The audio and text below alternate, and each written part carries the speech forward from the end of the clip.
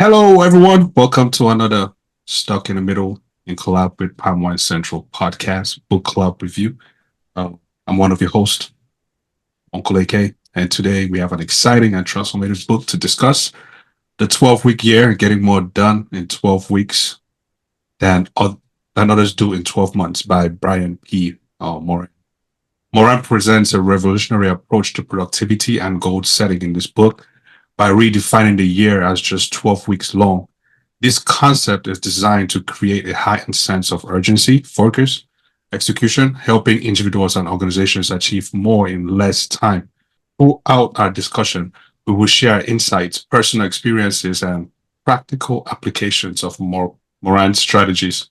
We just read the book, but anyways, we'll try. We'll try. We'll also address the challenges and obstacles for implementing the 12-week year and how to overcome them.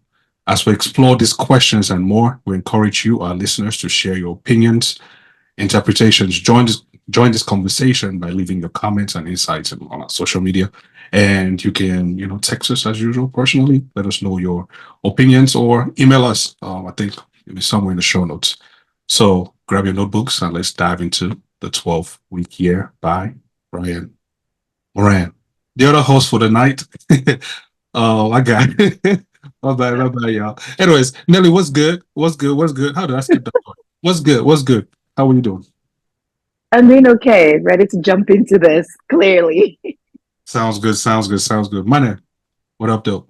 I'm here and looking forward to learning because I think that the book was somewhat the specifics were hard to grasp, but the overall idea was made sense. Okay. Barbara. What's good? Hi, everyone. Happy Wednesday. Ready to get into the book. This book taught me I have a lot to do to get my life together. So, so I'm ready for us to dive in. Yes, so. Yes, so. T. What up, though? I'm good, alive. So, ready, interested to hear what everyone else has to say about the book. So, Yeah, for sure. This was a good one. Came about this book. I was sitting with my cousin and her husband, and they were chatting about because she just recently graduated with her doctorate in, I think, some mental health, something, psychology, I think. But I asked her what was her secret because I'm like, yo, you cannot just be in school constantly, like, yo, what really motivated you? And then she mentioned they mentioned the 12-week year. So the title in itself was very intriguing. And the idea of taking a whole year and putting it in a quarter, right? And then so that's 4 quarters in a year and repeating that for the entire year. So that means you've taken 4 years and put it in one, right? So I thought that was pretty impressive, but the application of it was the how, right? Was how would somebody do this, the implementation of it. So I'm glad, we all joined in reading this. And I'm also interested in knowing what everybody got to say and how they have probably tried to manage to put this in their own personal application or not, or how they will eventually. So, Nelly, um, what were your overall thoughts on the 12-week year? Did the concept of the 12-week year resonate with you? Why or why not? Yeah, so it definitely resonated with me, partially because it made the idea of big goals a lot more achievable, by breaking them down. Um, the only issue that I had with it was the tracking aspect and how I will be able to hold myself accountable um, with planning that way. See, what do you think? That same question. um, I think I agree with Nelly when she says like it makes your goals more achievable, right? Like it brings it within your grasp. I think the book is more applicable business wise. Because in a business setting, everybody's time is accounted for. Bringing that into my personal life, not so much because it's a very rigid program, so to say. It doesn't leave enough room for me in my personal life for a lot of things. but definitely the concept of it can apply. It can transfer on a personal level, but not as much, not as ease, I should say. Don't you think that, say, for example, if you wanted to get a business strategy going, it would, you know, and it's not on a corporate level, but more on a personal level, that would kind of motivate you, right? It would put, it would probably set, like from your business plan and everything, it would probably put everything in, you know, in the right place where it's supposed to be and you're just growing at it. Or even if, for example, let's say for you were studying for a certification or you're trying to do Rapido program, you know, wouldn't this concept help in that? It will. That's why I said like to an extent, right? But not as ease. So just not as it's proposed in the book. It doesn't easily, the knowledge transfer is not very effective when you bring it down to to that minute level of things. But the concept of it, absolutely. Got it. Got it. Got it. Okay. Barbara and T. Sorry, Barbara and Mane. How did you guys feel the book's approach to goal setting and productivity compares to the traditional annual planning? Money, you want to take this, or you want me to go first? Go ahead. I think for me, what the book, the 12-week year plan, what it does is it gives you like a day-to-day, like it helps you set up your day-to-day, gives like a better picture of what your day-to-day looks like. In terms like if you want to make you set up a plan or you have a goal to attain, it helps you structure your mind on how you can go about your day-to-day activities to help you get to that point. I think that was something that was very interesting to me. And I think that was one of the examples they used in the book of the lady that could not, I think she doubled her sales within a short period of time. And it was because she took things on a day-to-day basis versus look at it as a whole. So it did help improve her productivity in that way. So it does help you structure your week, your monthly time frame within that way. So I think it's applicable. Unlike T said, I think it's applicable. You can apply it to your individual life, not just the business wise. I think you can set whatever goal you want. Just specify that it breaks it down and it gives you what you could do every day versus you looking at, I have 6 months or a year to do something. It breaks it down where you're like, okay, today this is what I'm going to do, or this week this is what I'm going to do. It helps you create like a structure, and it makes it more efficient, I think. Okay, could you repeat the question? All right, let me put it this way, right? Like, Morgan suggests that a traditional annual plan spreads focus and urgency too thin, right? How do you interpret the idea of redefining the year to be just 12 weeks long rather than, the entire year? And do you think that this creates a greater sense of urgency and focus in achieving your goals? Yes. And I would say that on a personal level, at the beginning of 2020, I attended a vision board party where the person did, split the year in 3 months. They didn't put it like in a 12-week year, but they split it up in 3 months. And ever since then, I have this Google app on my phone, and I really do set my goals on a daily basis. Personally, like a personal goals, like I want to do X, Y, Z by the end of the week and all of that. So in that sense, it is applicable. But from the book, I felt like the specifics were too much, but I understand that it would apply, if you want to grow a business. Because for me, just listening to the book, if I wanted to apply that specific in my personal life, I am someone who tends to get into analysis paralysis in the sense that I'll overanalyze the specifics or the details, and I'll get to the point where I will not do anything at all. And I had to learn to just pick one thing for that week and stick to it. And also for me, I don't like numbers. Numbers make me anxious. So like, figure out a percentage productivity and all of that, it just throws me off. So, and I think what actually made it easy for me to do the weekly goal is that in 2017, I wanted to start saving money. And I wasn't sure how much to save. I would read a book and it would say save 15% of your pay. I didn't have a regular income. And for me, having to do a certain percentage every paycheck to figure out how to save was stressful. So I found this other thing that said, challenge yourself, save $5 this week, and every week you increase by $5, and by the end of the year, you've made that goal. So I took that year thing and broke it up into 3 months, and yeah, like I said, you can pick and choose what aspect of the 12-week year you can apply, as opposed to wanting to do all of it because it can get overwhelming. Yeah, he did mention something about, not being a numbers person, and went on and on about it. I was like, damn, bro, relax. Like, come on, man. Why you gotta be shooting people, Somebody said wrote a book, they didn't say come and be challenging my personal applications to it, but I guess that's what the book is meant for, right? See, on a personal application and goal setting levels, knowing that you're somebody who likes to set goals for yourself, and attain them. One of the key takeaways from this book really is the importance of clear and measurable goal setting.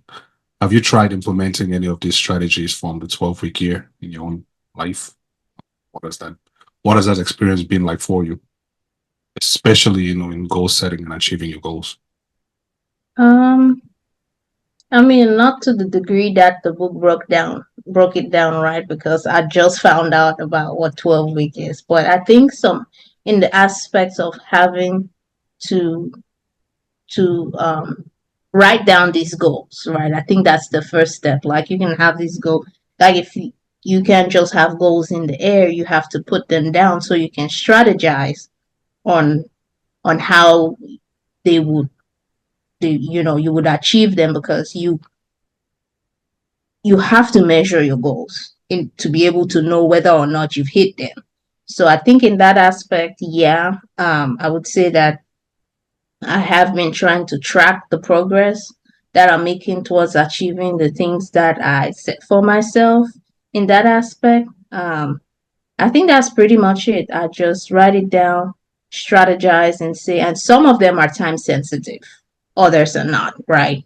And so I would put a cap on those ones that have a time lapse on it and say, okay, I want to be sure to get this by maybe mid-year, or June or July, or whatever the case may be. And those that are not as time sensitive, I'm just like, okay, I mean, at least hopefully I get to December and look back and I've accomplished it.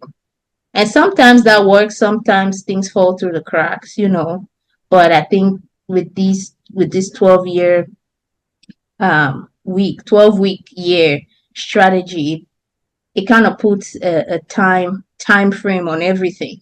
So it's not like I have the whole year now to do this. Make sure that by this set time you've accomplished this goal.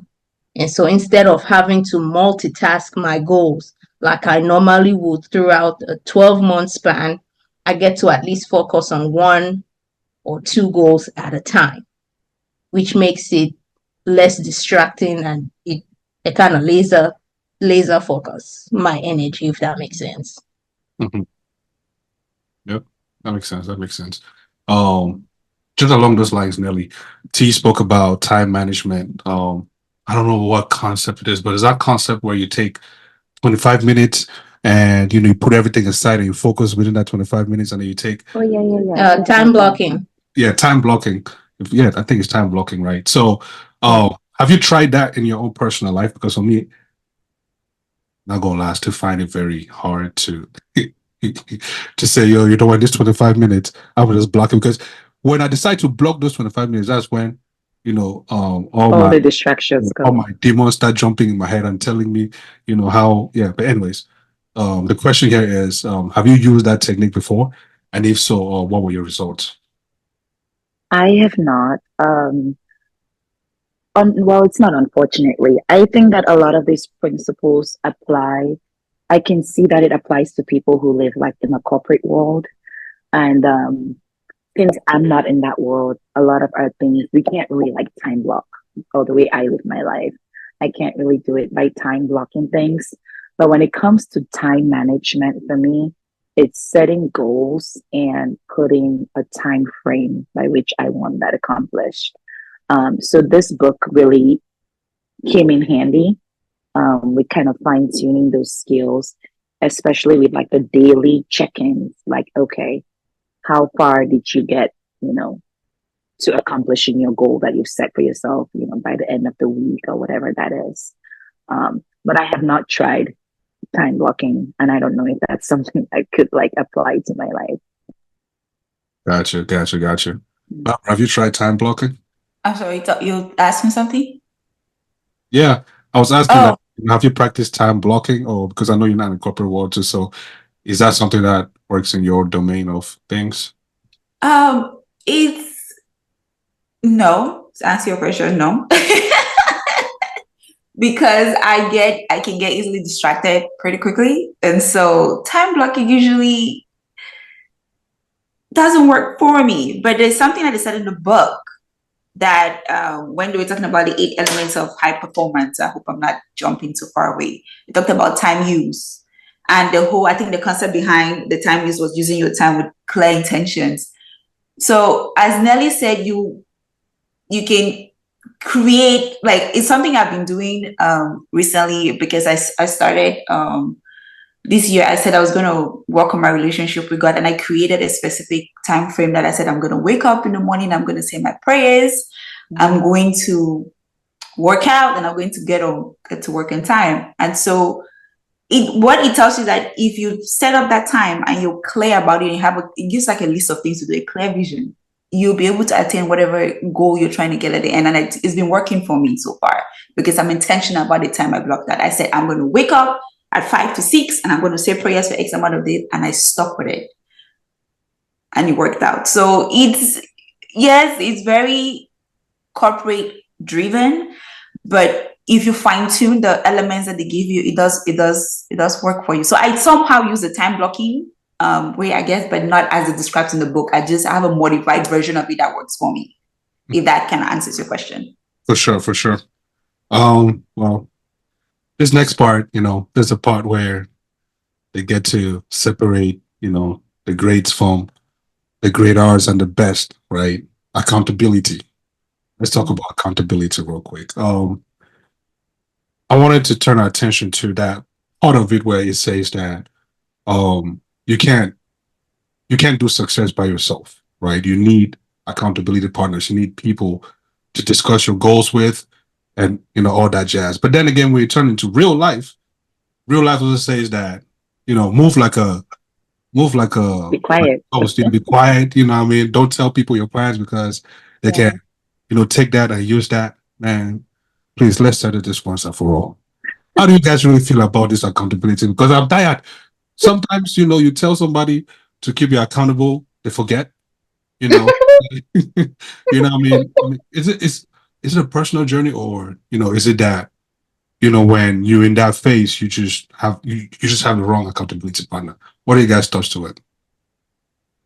So that particular point, right? Accountability, I thought the book kind of defined it very nicely, if I may say, because it usually in the corporate world, when they talk about accountability, like at your job, it's more something punishable. It's like that holds you accountable. It has like a punitive thing that goes with it, right?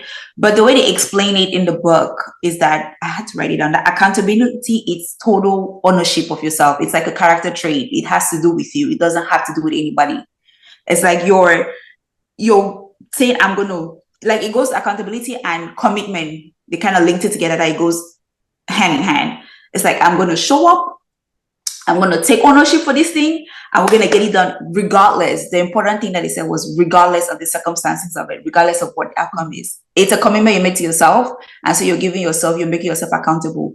Hence, the part of you looking for people to check you is it. I mean, yes, I do agree with you. They say the real world, move quiet, move in silence. That's the motto in this outside. But you also can create a group of people that one or two people that you don't have to move forward. Like I say, my guy, listen, I'm gonna need you. I'm about to do this, and we're gonna check in like the week to week or month, however you want to do it, and I'm gonna hold you accountable and get you to the point that you need to get to. So I love the book. It defined accountability. Like I really, really loved it. And I like how it linked it to commitment and your vision. I think it was commitment, vision, and accountability that they kind of like link them together. So Yeah. And just to add to that, the accountability partners, I think that it's really important to know your circle of friends. You have to know who you're going to and what you want them to hold you accountable for. Like, let's say if your goal is, if you have a spiritual health goal and you're trying to get closer to God, you can't go to the person that does not have a relationship with God, to hold you accountable for that. You know what I mean? If you're trying to work out or you're trying to get more fit, you're not going to go, your accountability partner is not going to be the person that does not work out, you know? So I think in life, when they talk about moving in silence, it's really just keeping your goals close to the people who kind of have an idea of where you're trying to go. They've been where you're trying to go. Those are the people that you should be sharing that with, instead of just announcing to the rest of the world that has no business in what you're trying to do. Yeah. Right. I heard something once that kind of changed my mindset on, because if nobody else is doing it, I will climb Everest by myself type of person.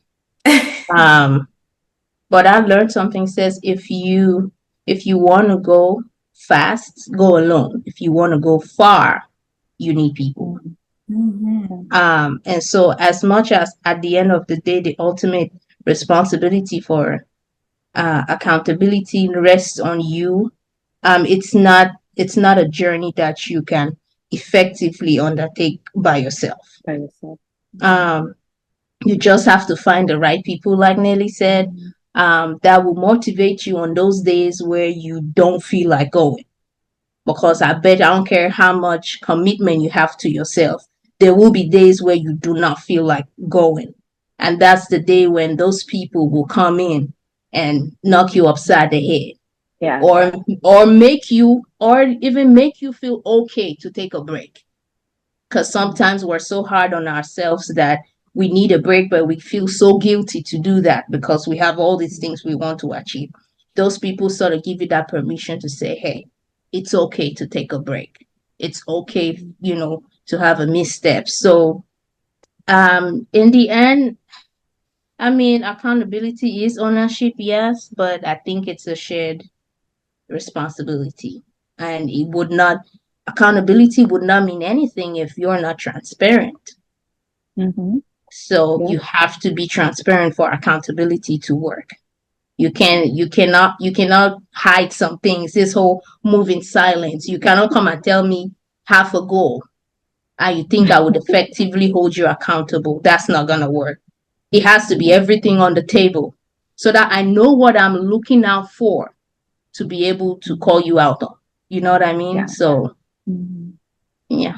I add something more to that. There was something else that the said with the accountability part that I think it's important. It's like when you set your goals and your vision and you want to attain it, right? When you have those partners, because you know how sometimes we set up something and we think we're doing it the right way, it's not working. So when you have people who, again, as Nelly said, they know your goals, they know where you're going, and they're actually actively working to help you get to that point. If it's not working, it gives you time to reset. They can say, hey, maybe this is not working. It's the 12-week, but it's a short period of time. It gives you enough time in the beginning before you're gone into whatever you're doing too late and you cannot turn back. Like, hey, we check in every week, we check in every 2 weeks. It allows you to reset. Like, okay, if this is not working, give me some other options, or do you have any recommendations? You know what I mean? So you're not getting into it. You're starting a business, you're not like 6 months into it and then you're trying to reset, versus when if like you're a month into it or 2 months into it, it's not working. You go and speak to your team, if it's at work, your friends, whoever it is, and they help you re-strategize whatever you're doing. It can get you more efficiently to wherever you're going. So I just wanted to add that. He also mentioned the importance of writing things down versus having them in your head and thinking or you just go, check them off one after the other. Mm. I guess by the time life hits you or your day hits you, at the end of the day, you probably forget that you even had a list, right? So, and there's a whole plethora of um things he mentioned in his book in terms of like just keeping score or processes, I guess is the right word I'm looking for, processes. Mhm. My question is, do you guys find yourself having to use some of these processes, and if so, uh, how is that, how does that impact your world on a day to day? Money. I would say I haven't used it the way that, he describes it because like I said, I'm the type to easily go into analysis paralysis, and when I get into that, I don't do anything. I'm just be like, you know what? I'll wake up tomorrow and figure it out. But I wanted to piggyback on the time blocking thing because I'm sitting here staring at a pile of mails that I have to open. That's the one thing that I use time blocking for because it's gonna keep piling and staring me in the face. So I'll literally set my alarm for 15 minutes to, go through the mails. And once the 15 minutes go off, if I still feel like I'm in the mood to do it, I'll keep doing it. But if not, then yeah, but that's one thing I use time blocking for. But back to the question, no, I cannot think of, a time when I use the processes that he actually lost me with the processes, if I'm honest. So, As far as the processes go, I'll add that my only takeaway from that was like the writing it down because at the start of this year for me, for instance, I had a general goal of, I'm gonna get closer to God. I want my walk with God to be so much better. But it was so general. And in my mind, I just made a mental note like, okay, yeah, I'm gonna do devotion every day. I'm gonna do a Bible plan. I'm gonna read. And there are days when I'm like, oh my God, I'm in such a hurry. I gotta go to work. There's so many things that come up, and then my prayers are short, and then I feel guilty about it. But after or in the process of reading the book, I actually had to take pen and paper and write down specifically what those goals were, what I was going to do, on a daily basis to accomplish that general goal. If I was going to do a Bible plan, which one? Find it. So that's what I took from the process part of it. Just the writing it down. Otherwise, the other processes just did not apply to me just because it sounded more of like a business application than a personal life application. Like, I mean, we can, Uncle Eke say he prophesied, so you can prophesy it into your life. As Eke say. You can prophesy the process is into, let me be serious. I don't blame you.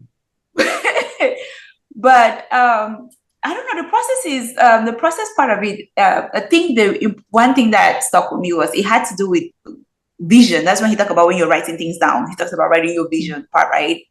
And the story in the book that stuck with me was the guy was a salesperson, but hated to talk to people. He did not like to interact with people.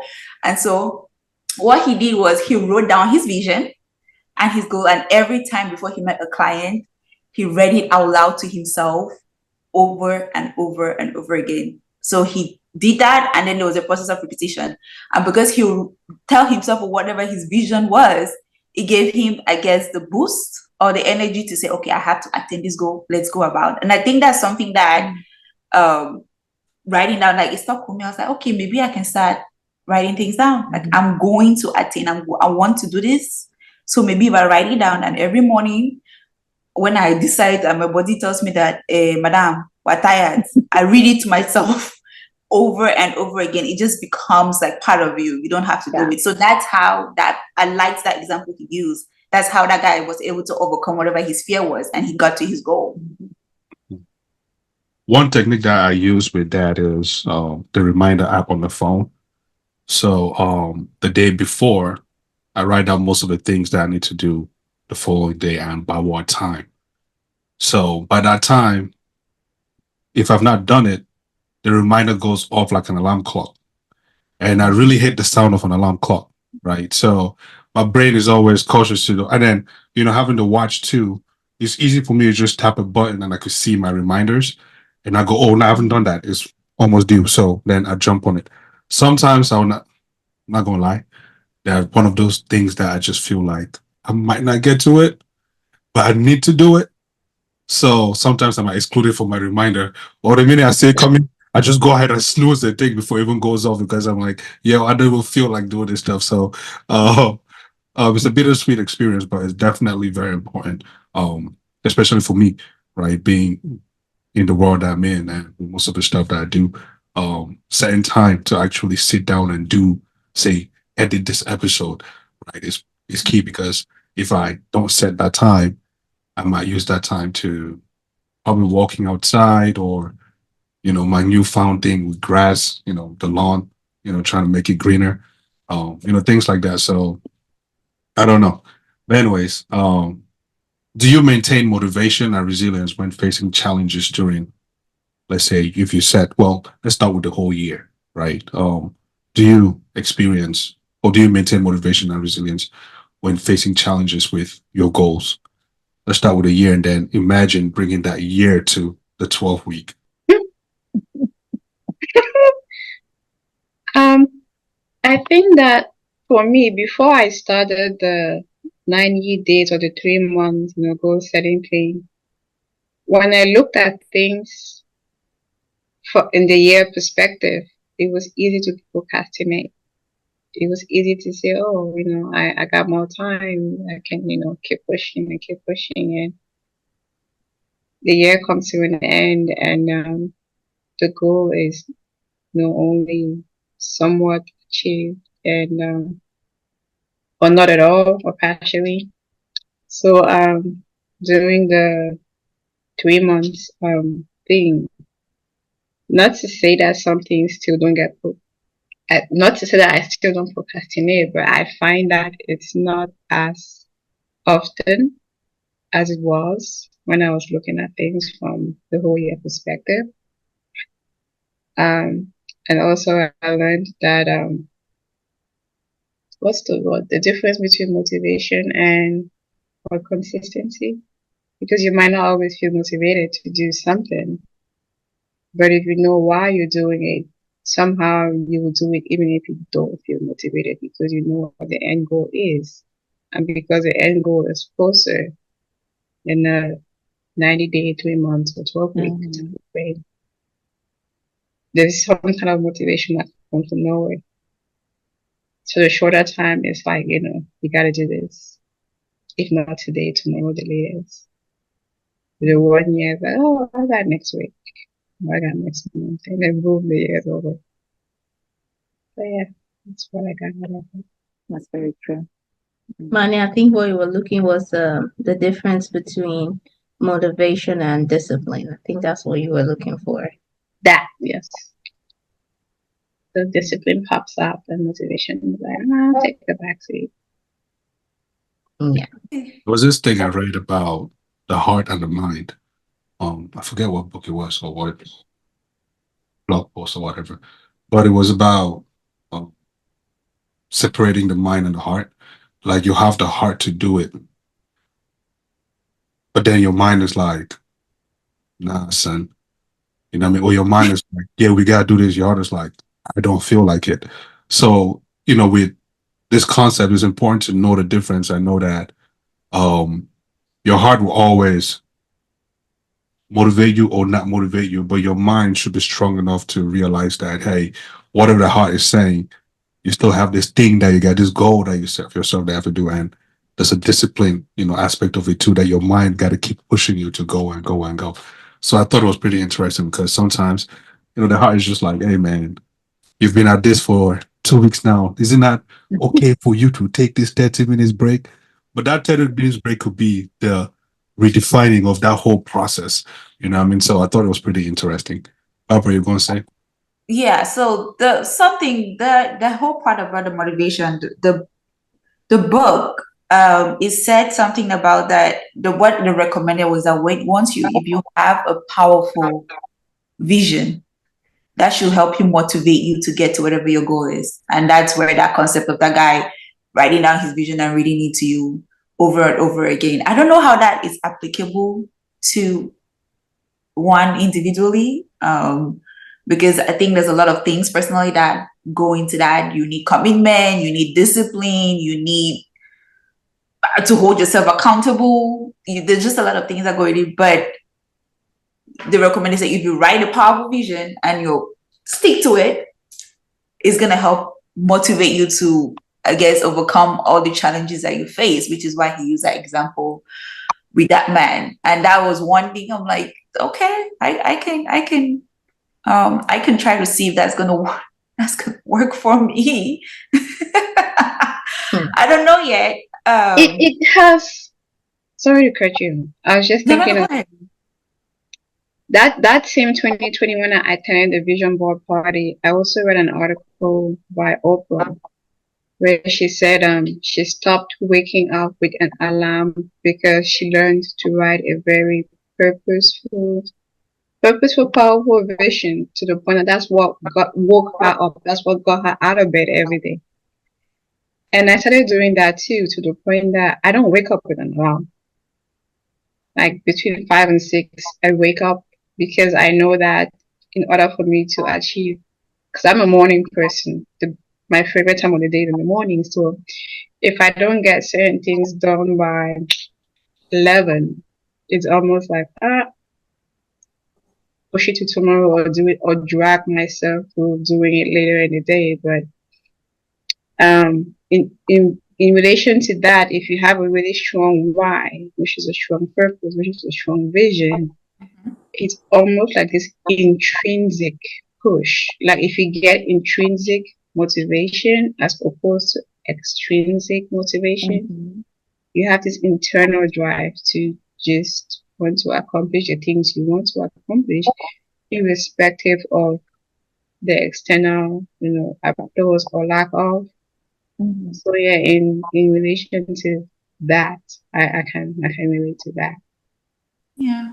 There's something overall that they mentioned in the book that really struck my attention. Was that he called accountability a character trait, right? You can write down your visions as specific, write down to the nitty gritty of it. You can build all this intrinsic motivation. You can have all these good things, good and well. What sustains it all is the character that you build to sustain those things, right? And that only comes with practice, and it's something that you have to work at. You can divide your year into 8 weeks. Your year, have 8 weeks year, 12 weeks year, but if you're not building that character to be able to sustain it, none of that is gonna help. None of it. So I'm actually glad that he mentioned that in the book, because at the end I was like, yeah, you can still have all this, but then when he mentioned that the end of it is all a character trait, and character traits, you don't just conjure those up. You don't just wish those for yourself. And if there's one thing that I'm learning is you have to, the things that you do want to see in your life, it comes down to a character that you have to build in yourself. So that was interesting. It was. It's like I think those. I like the fact that he gave us like in the book. I think he gave you 8 elements on how to be like a high performing person or how to accomplish your 8-week goals. And he said you start out with a vision. You plan. You process control. You learn how to measure it.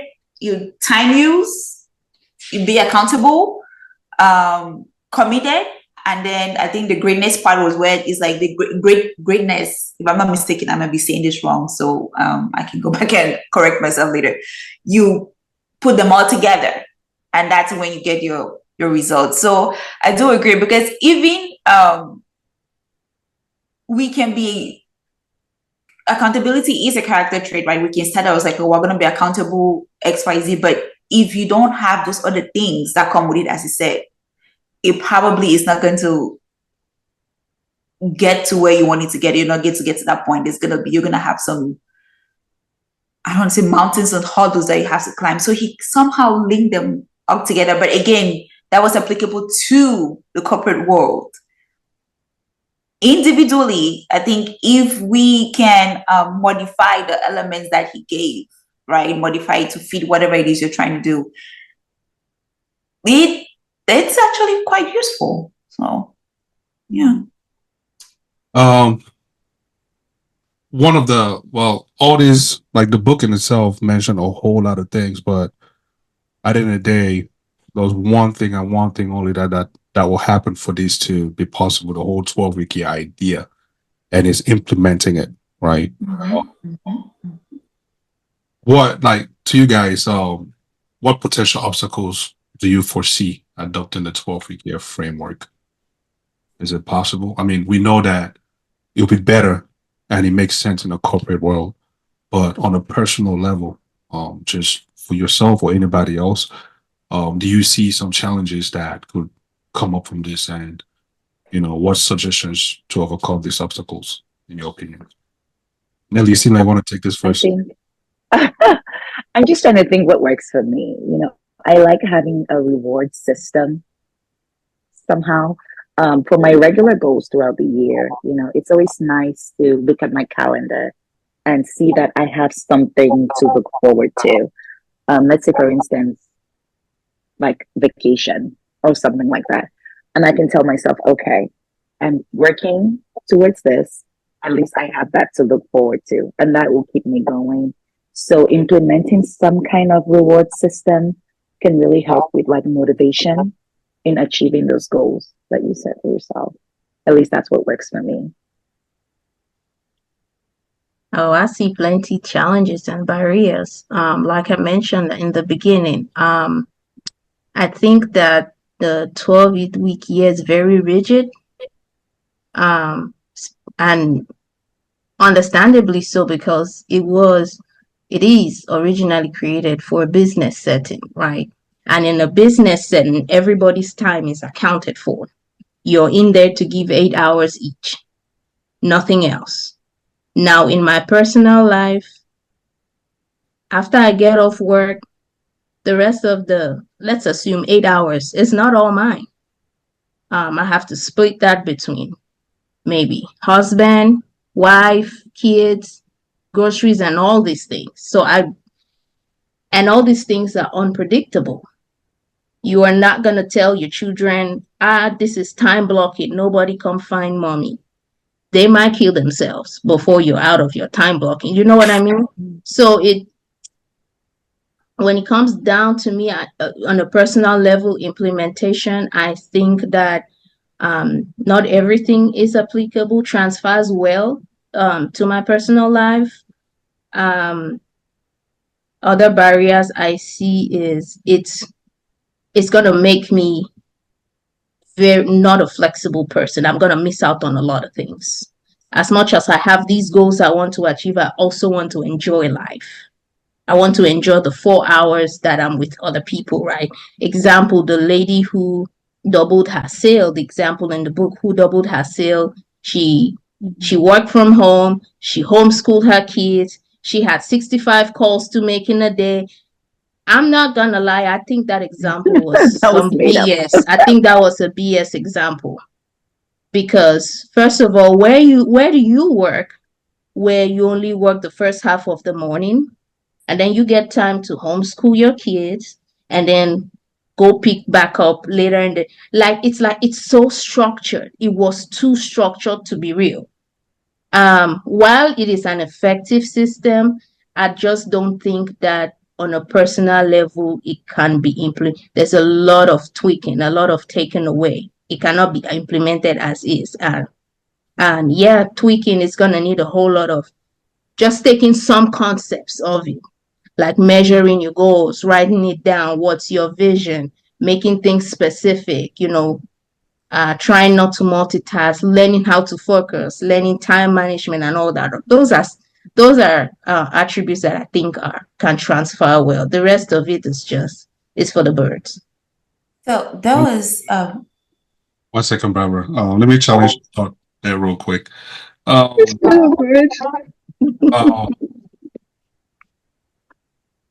example being BS, I don't think so, because there are people in life actually that are that structured.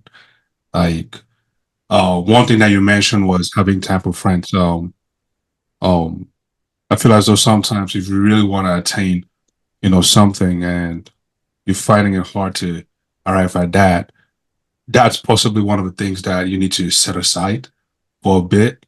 And because that time that you're carving out for that is a time that you carve out to go attend this thing, provided you've time blocked it, right? It's easier to say, okay, I wake up at 5, um, work at things till about 8. The kids are up, do their breakfast, and then by this time you're back at it, and then time block things like that. But most of all, there's that saying that if you've given somebody else those 8 hours, think about what those 8 hours could do for you if you're putting it into yourself rather than somebody else, right? So it all depends. I mean, it all comes down to at the end of the day, it all comes down to the persona, I guess. Like looking at It does. Yeah, it does. So yeah. I mean, I agree with you. There are times when you have to, like, especially if you're on a time crunch, where you would have to give up going to hang out with people, and that's not taken away from that. But every 12-week block of the year, that cannot be your life.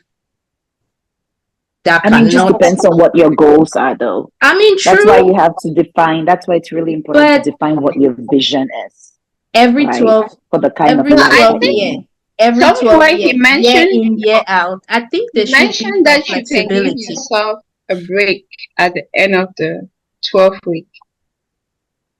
If I'm correct, if I'm not mistaken, because he said once you finish the 12-week thing, you do your evaluation, so you can give yourself like a weekend break before you pick up the next. So at some point, a quarter will not be 12 weeks, which all depends on how you structure your goals or what your goals are. And it's really just picking and choosing, absolutely, what's going to work for you and what's not going to work for you operate. Because for me, a challenge for me would be calculating the percentage achieved of a goal. I don't like numbers, so there's no way I'm going to calculate that. So I set my goals in the sense of, because as a therapist, I have to write goals. You write goals in the smart format and all of that. And I learned in school that there is no point writing more than 4 goals, because by the 5th one, it's almost like it's too much. So, and then you write them, you achieve them, this week I did 1 out of 4, or 2 out of 4, 4 out of 4, 3 out of 4. Now, in that aspect, I can track my goals like that. But if I'm going to track it in 20, I mean, even though 1 out of 4 is 25%, that 25% just throws me off. But 1 out of 4 is an easy way to track it.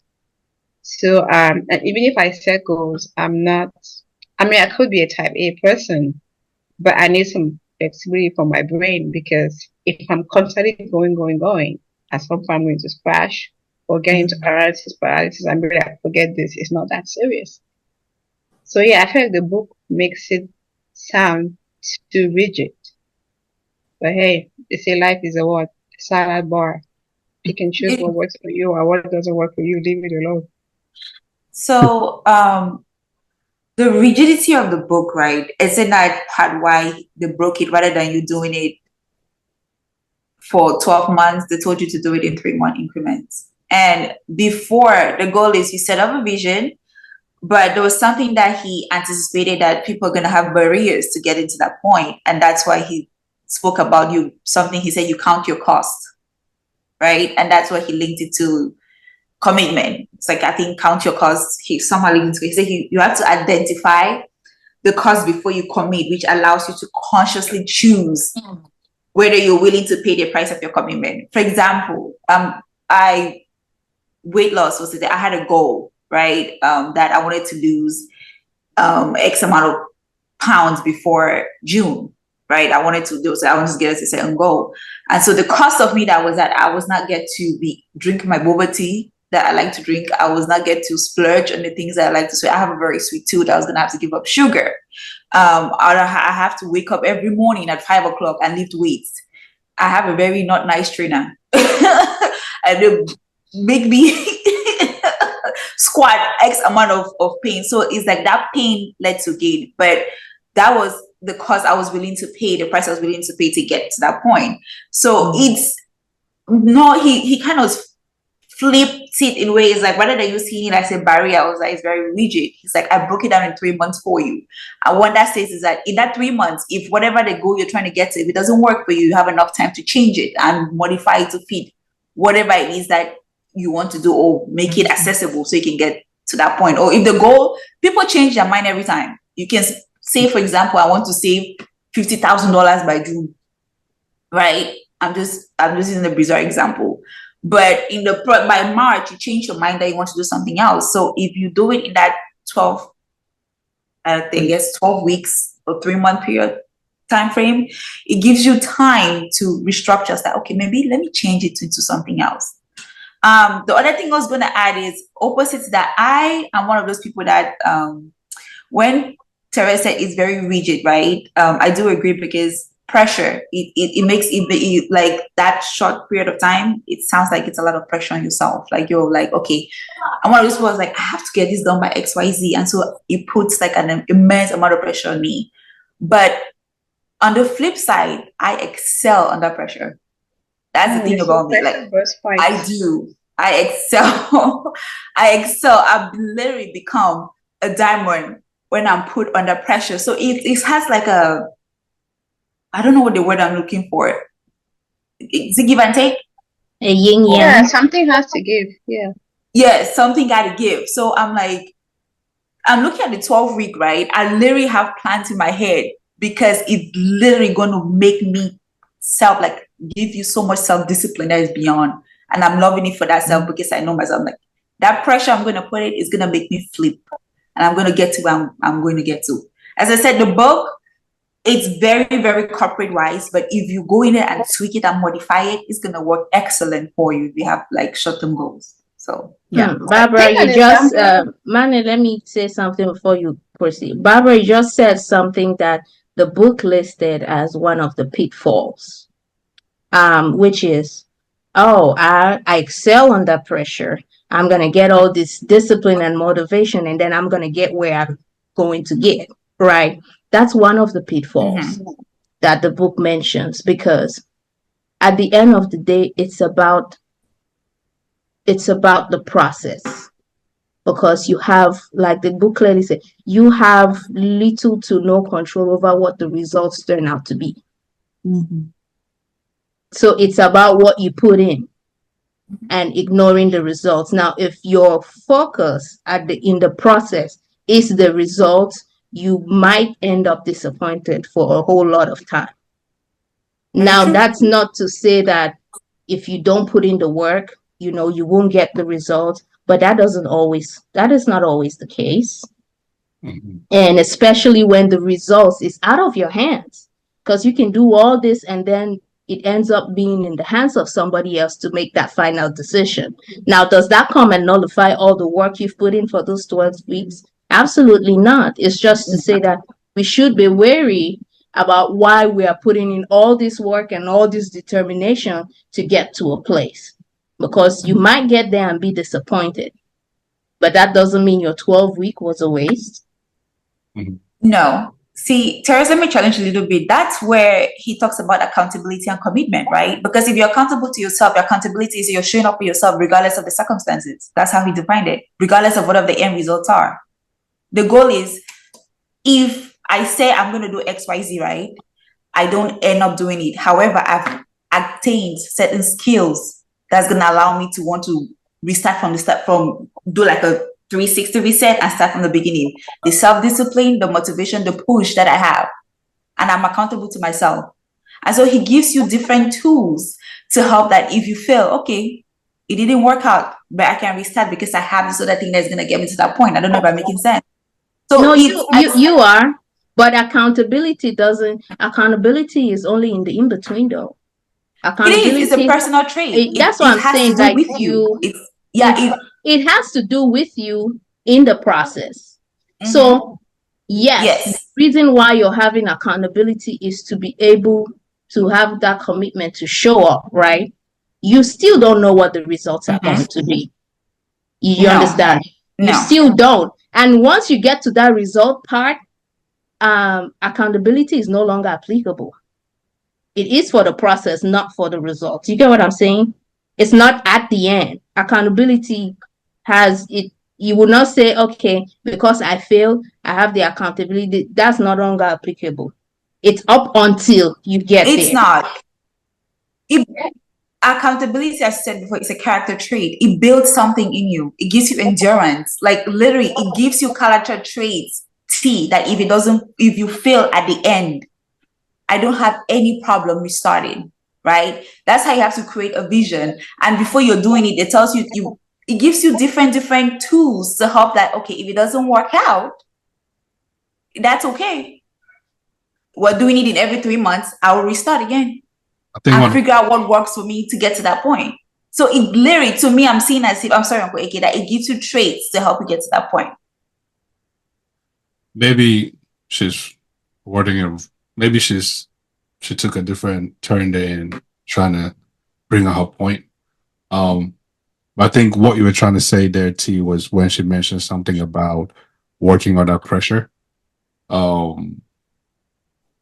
If you're working under pressure, does that still count as, holding yourself accountable? Because at the end of the day, you know that, okay, you're going to take 3 months to get there, but then for something that you take you 3 months to do, you wait till the last week of it to work best under pressure. And then what if something does not go the way you thought it was supposed to go? What happens then? Like, okay, for example, sometimes in my head, I'm okay, I'm gonna put out this thing by tomorrow. No, I mean by Friday. But I could start today, right? And I could start today. But then I'm like, I think I've done this enough to be able to do it on that Friday in itself. Come Friday, that's when everybody's pulling me left, right, center. And then I'm struggling, to do the recording. And then upon going into the recording, I might probably use a wrong plugin. And the next you know is the thing is so slow. At this point in time now, I'm damn near about to shoot myself because I'm like, yo, how did I wait till this time to do this? And this thing is acting this way, you know what I mean? So now there's an element of frustration. There's an element of, I didn't want to do this anymore. You know what I mean? Like there's all these things, right? When I could have just started, when I initially said I was going to start and then get all these different obstacles within the way and, fix them or potentially fix them till Friday. I don't know if that's what you were trying to say. I mean, and I think to add to that, Uncle Ike, I think what T is saying is you can do that.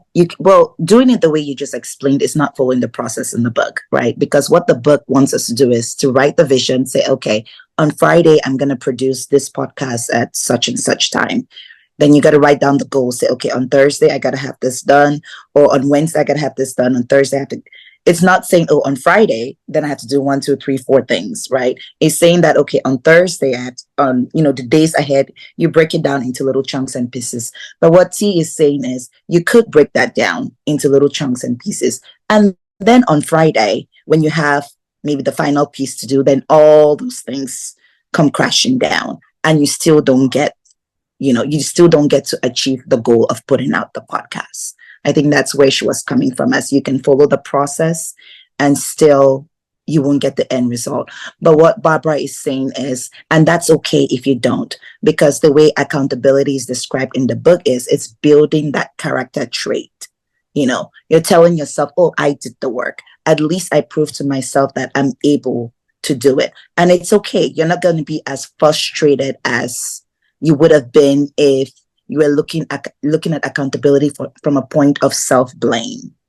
So then you can make another goal. You can edit your goal to see what steps you can take to prevent that kind of pitfall from happening the next time. Yeah. And to sum it all, the earlier you start, the earlier you find your endpoints or obstacles, and the earlier you can fix them and complete your task. General. Yeah.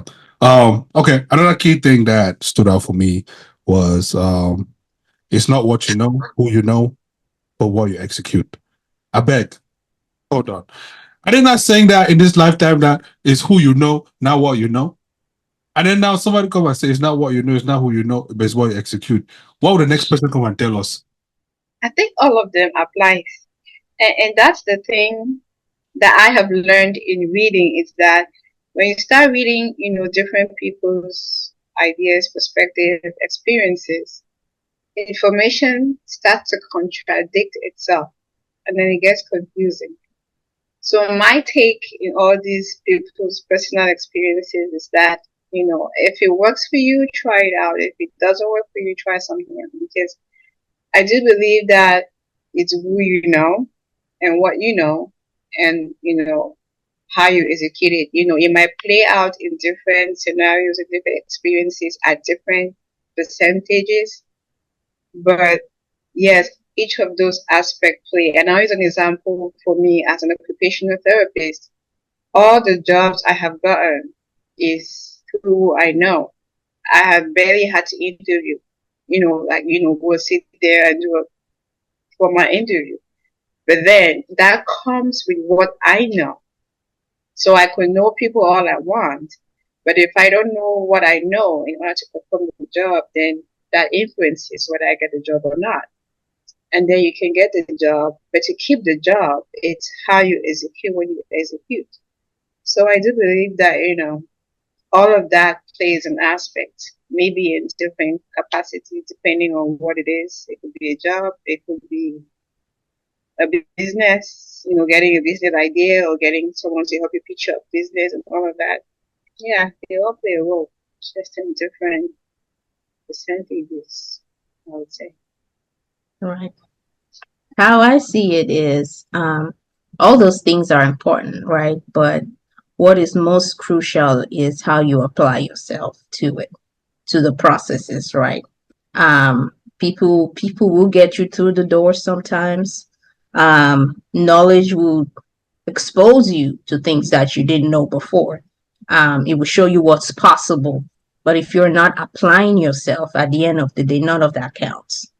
You can read 14 books in a 12-week year period. If you're not making a move on it, it's for the birds, it and also why it's important for the application piece of it is, what is it building in you? What is that process building in you? There's this thing I read from Brianna Wine's book that it keeps playing in my mind every time. It's like, it said the at the end of, when you're at the top, when you've overcome your mountain, at the top of your mountain, what counts is not that you overcame everything that was on your way. What matters most is who you have become in that process. So now you can have all these results and the application did nothing for you. You still didn't win. Yeah. You still did not win. So at the end of the day, who the process makes us become, are you building these character traits of accountability along the way, of being a visionary along the way, of better time management along the way?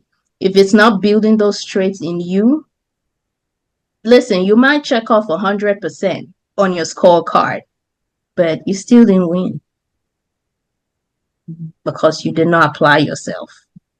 It all comes down to implementation. There's this quote I came across that said, it's not the destination. I don't know the exact quote, but something about the destination doesn't matter. It's all in the journey. Mm-hmm. So you can get to the destination, but if you did not do something in the journey, the destination won't really matter. I like that quote. You did not do something. Yeah, I don't remember the exact thing. I've seen something like that, so I know what you're saying. Yeah. It's just I can't remember it either. Yeah. But something about journey and process or some destination and journey. I think it was mentioned somewhere at the start of this book about, it's not the destination, it's somewhere in the beginning of the book. I forget. I didn't mind to write it down, but too many pages to read.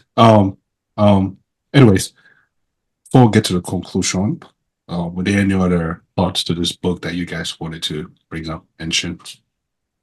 There was something I wanted to say that escaped my mind.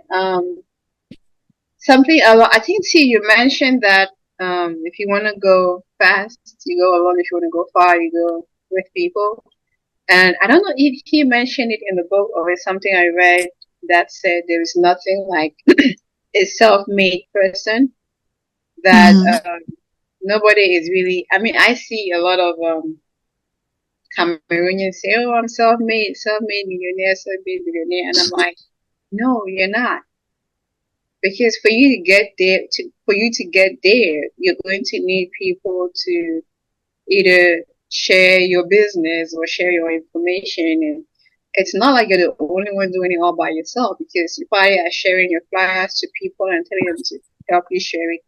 These people may not actively be helping you get to your $1 billion goal, but it's not all you, because nobody lives in a bubble.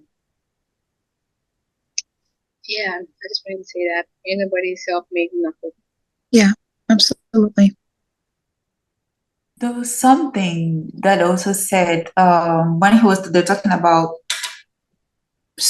pretty much commitment. I think commitment for me was one of the big things that besides accountability, commitment was the other one. But there was something that they said that stuck with me. Said acting your commitments, not your feelings. I'm like, I had to take a step back. I'm like, that stuck with me too, because I thought that statement, the sentiment itself, applies to everything. Everything. Especially and it goes relationships. It goes in line with what AK said about the mind versus the heart. The heart, is on your feelings, and the mind is commitment. Yeah. It says, make a commitment to yourself and be willing to tolerate the discomfort that comes from following through it. Like acting and not your feelings. Okay, I can live with that, because that's the definition of marriage. Yes. I was like, okay, a word. it resonates against like over, like just I'm like, oh, okay. All right. I think there's another quote that I saw that said, do not let your mood to shift based on your feelings or something, or if you can control your feelings, you can control the world. Something along those lines. But yeah, feelings are no, it resonated with me. Like, I think it's because I did set a goal for myself. However, I did, rather than doing it in 12 weeks, I did it like in 6 months. And so and I was not acting on the commitment, I was acting on my feelings. It picked it out of me, and that's why I think it stuck with me. Like, I did not push through because I was acting the entire time for 60 days straight. This is me being accountable to myself. I acted on my feelings, not my commitment to the fact that I was going to do XYZ. And I'm like, oh God, this book is just telling me now that I need to get my shit together. You need to get your feelings calling together. You out. Yes. There was something you said, that a quote in the book that went, let him who would enjoy a good future waste none of his presence or present. And then later on in that same chapter, he said, there are two lives most of us have: the one we live and the one we are capable of living. I was like, yes, I was like, guy, relax.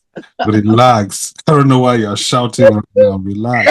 There's nothing like a book calling you out, like by yourself. Yeah, you're talking to yourself like you're having a conversation with a real person. Yeah, that was this book for sure. Yeah. Another thing to that was a conversation that a lot of people have about.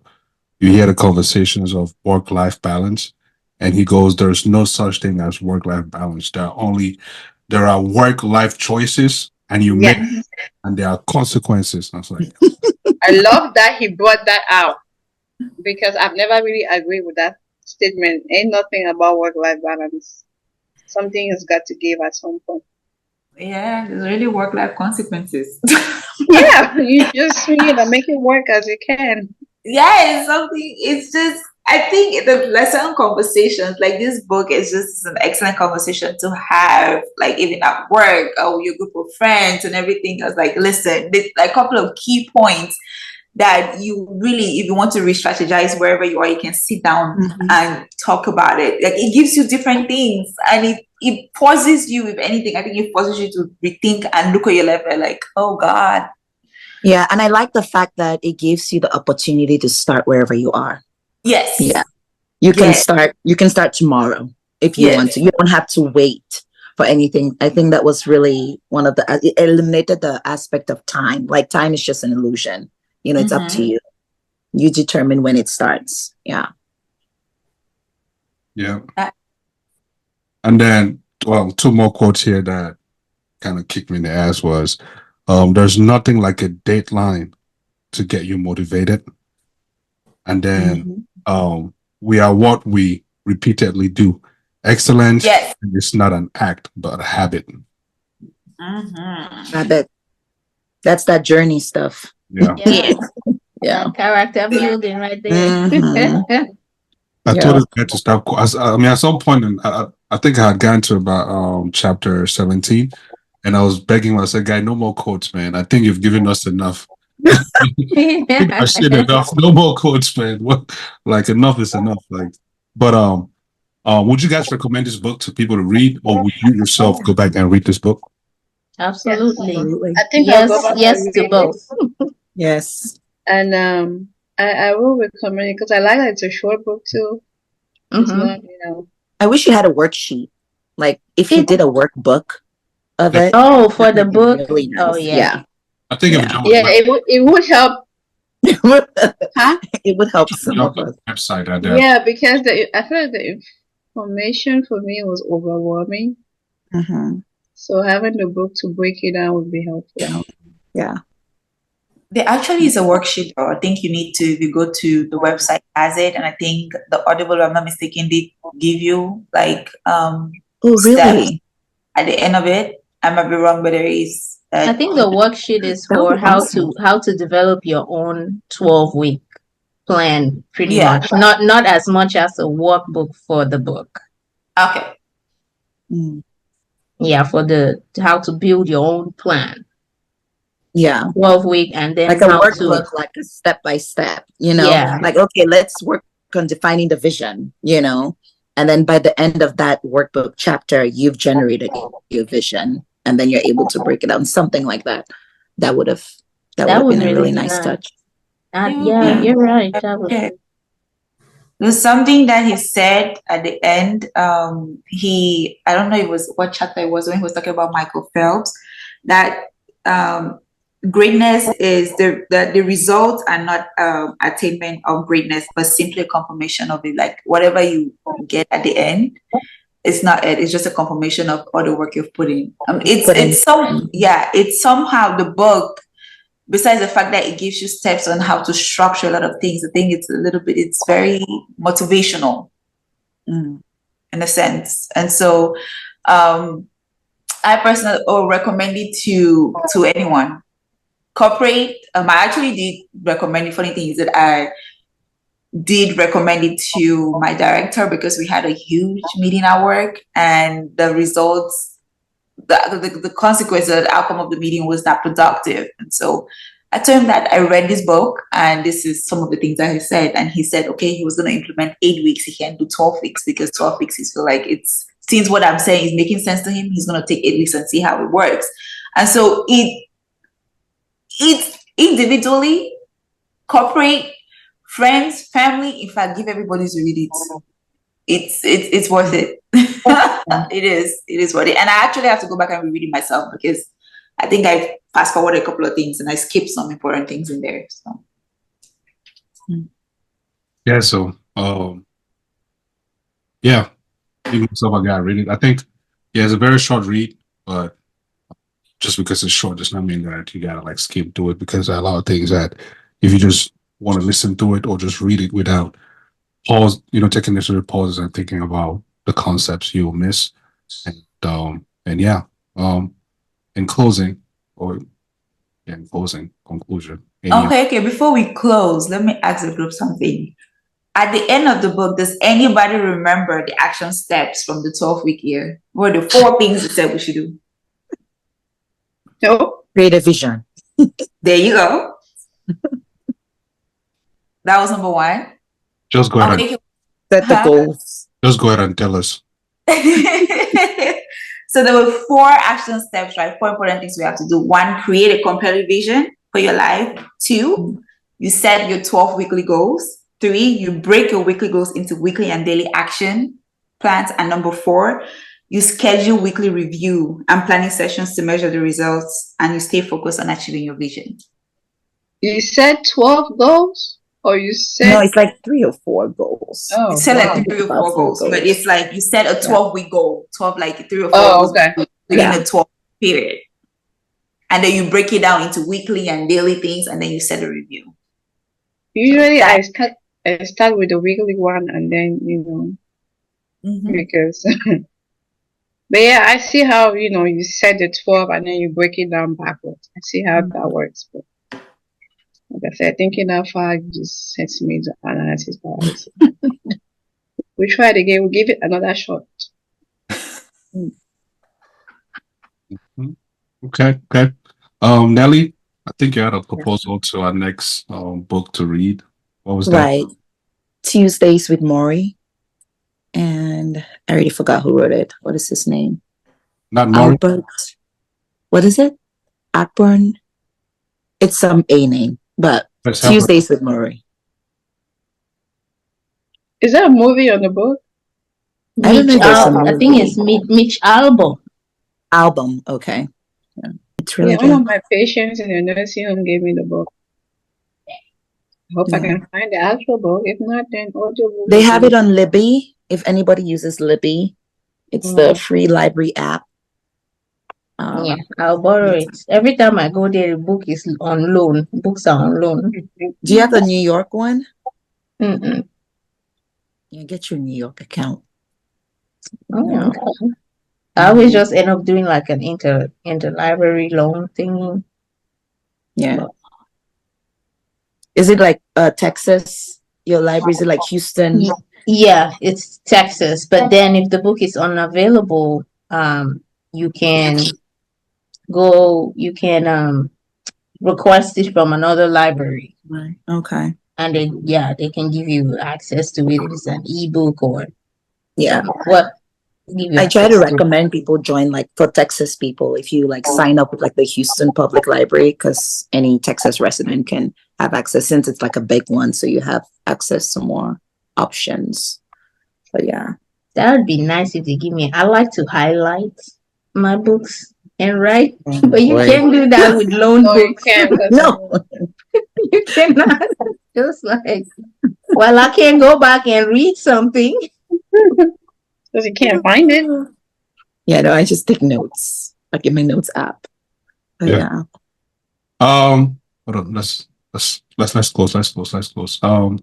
Well, thank you guys for reading the book and also jumping on the call this recording to talk about the 12-week year. Get more done in 12 weeks than others do in 12 months by Brian Moran.